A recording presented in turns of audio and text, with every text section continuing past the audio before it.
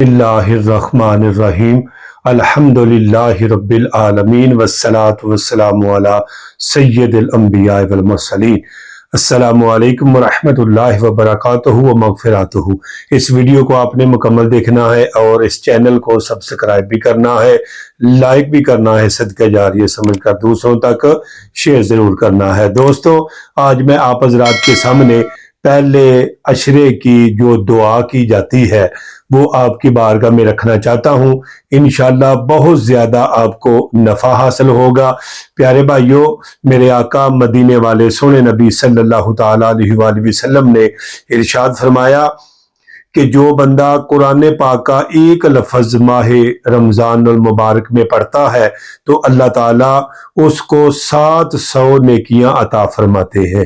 فرمایا کہ نیکیوں کا اجر بڑھا دیا جاتا ہے، نیکیوں کا اجر بڑھا دیا جاتا ہے، اور فرمایا کہ اسی طرح جو گناہ ہیں ان کی بھی وعید میرے آقا مدینے والے مصطفیٰ نے ارشاد فرمائی ہے۔ جو آدمی جان بوجھ کر ایک روزہ چھوڑ دیتا ہے تو پیارے بھائیوں اللہ تعالیٰ یعنی کہ وہ ساری زندگی 20 روزے رکھتا رہے، پیارے بھائیوں وہ اسی طرح کا ثواب نہیں پا سکتا جو ماہ مکرم کے اندر، ماہ رمضان المبارک کے اندر اس کو یعنی کہ ثواب ملتا ہے۔ تو پیارے بھائیوں آپ نے کمنٹ میں بتانا ہے کہ کس کس آدمی کو، کس میرے دوست کو اور میرے ویورز کو خوشی ہوئی ہے ماہ رمضان المبارک کی۔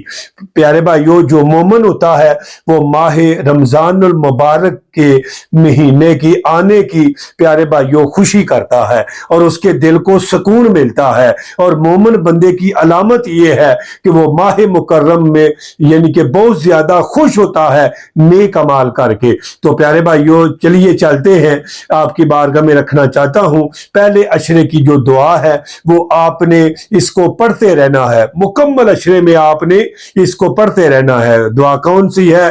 رب غفر ورحم وانت خیر الراحمین۔ اس کا معنی کیا ہے پیارے بھائیوں؟